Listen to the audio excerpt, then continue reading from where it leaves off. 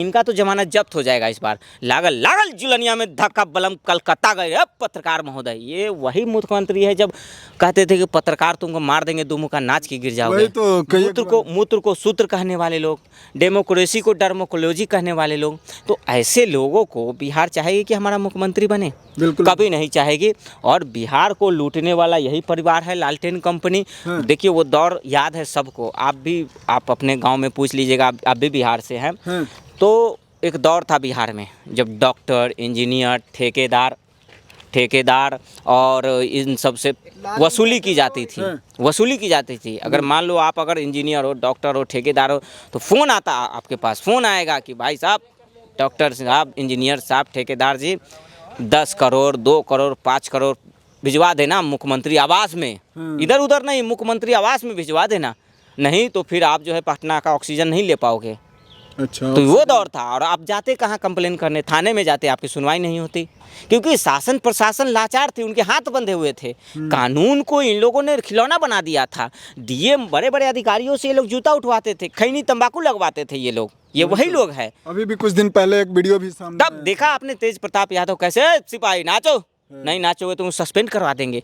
ऐसे लोगों को आप अपना मंत्री और विधायक और सांसद बनाएंगे और मुख्यमंत्री बनाएंगे, ऐसे परिवार को? ये परिवार अगर बिहार में आ गया, अब बिहार वो स्वर्णिम बिहार हो गया। अब बिहार में जितनी संभावनाएं हैं, बड़े बड़े फैक्ट्रियाँ, बड़े बड़े व्यवसायिक ठेकेदार आ रहे हैं, लेकिन जब ये आएंगे तो डर का माहौल बनाएंगे। बिहार को फिर 10 साल 20 साल पीछे ले जाएंगे। ये लालटेन जलाना पड़ेगा, बिजली नहीं मिलेगी आपको।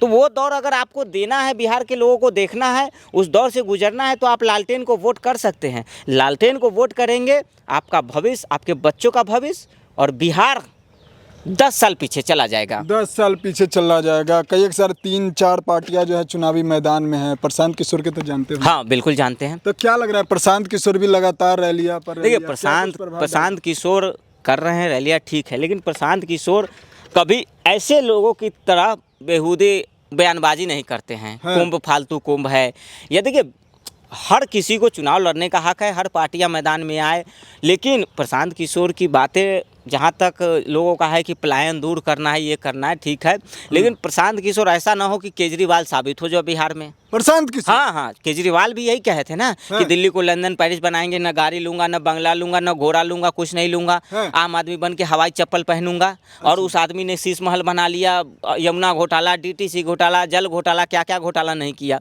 तो प्रशांत किशोर की मुझे लगती है कि कोई विचारधारा नहीं है, वो सिर्फ बिहार के युवाओं का ब्रेन वॉश कर रहे हैं कि हम बिहार आपको नौकरी देंगे, सरकारी नौकरी देंगे। सरकारी नौकरी के लालच ही तो बिहार में, यही तो लूटने का तरीका है कि बिहार में जो एक प्रचलन है ना सरकारी नौकरी का, मतलब लोग चाहता है कि सरकारी नौकरी मिल जाए, चाहे वो बाथरूम साफ करने का ही क्यों ना हो, ताकि ज़िंदगी सेट हो जाए और तिलक दहेज बढ़िया मिल जाए, गाड़ी फॉर्च्यूनर ये सब मिल जाए और मज़े की ज़िंदगी।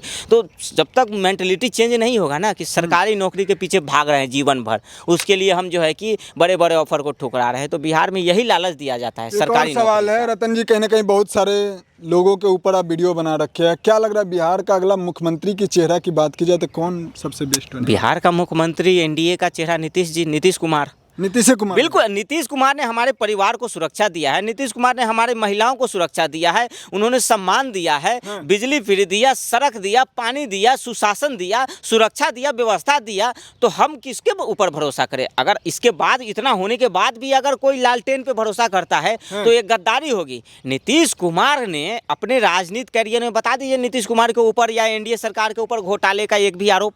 एनडीए की सरकार में बिहार में आप बता दीजिए कि नीतीश कुमार के नेतृत्व में जो एनडीए की सरकार रही है उसमें कई घोटाले हुए होंगे, अपराध हुआ होगा, या अपराध होने के बाद किसी को सजा नहीं मिली होगी?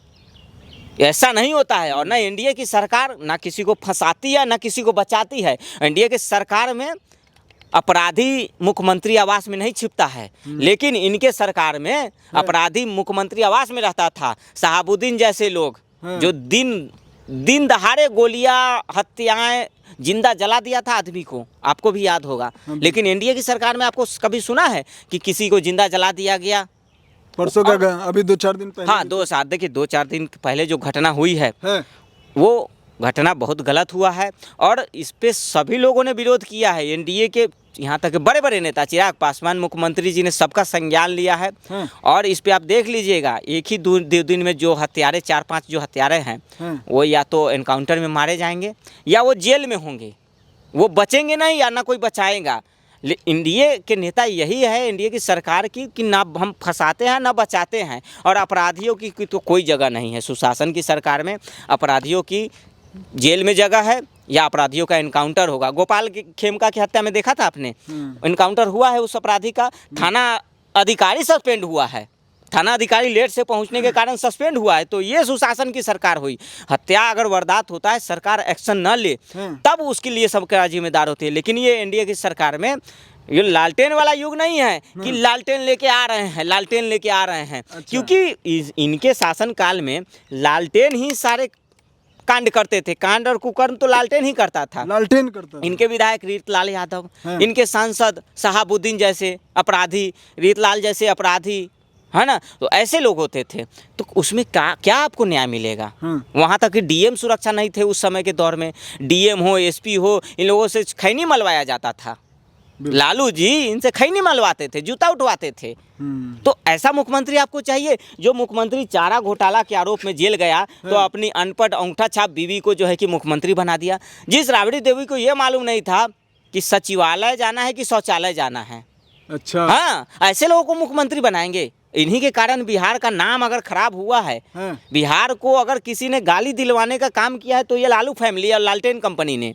पलायन पर लगातार पलायन, देखिए पलायन तो इन लोगों ने करवाया था, डरा कर धमका कर प्रॉपर्टी लूट कर जमीन कब्जा करके, तो पलायन तो ये लोगों ने करवाया।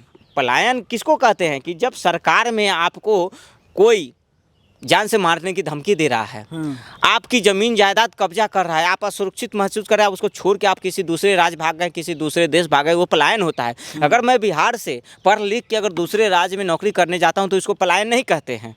बिल्कुल, ये पलायन नहीं है। आज बिहार में पटना में चले जाइए पत्रकार महोदय, लालटेन कभी सोचा भी नहीं होगा। अब तो लालटेन का युग खत्म हो गया। आप चले जाइए बिहार में, कहीं नहीं मिलेगा लालटेन आपको, खत्म लालटेन, टाटा बाय बाय। लेकिन अभी जो लगातार दावा हो रहा है, फिर लालटेन कभी नहीं जल पाएगा। ये 21वीं सदी आ गया जहाँ पे लोग एलईडी बल्ब जला रहे हैं, वहाँ लालटेन का क्या काम? लालटेन खत्म है, खत्म है। ठीक है, बहुत बहुत धन्यवाद। तो कुल मिलाकर आपने देखा, अभी हमारे साथ कॉमेडियन रतन जी थे, इनका जो राय था वो हमने आपको दिखाया। अब आपका प्रतिक्रिया क्या कहता है नीचे कमेंट में इंतजार रहेगा। मिलते किसी अन्य खास खबरों के साथ, तब तक ले दीजिए इजाजत। जय हिंद, जय भारत।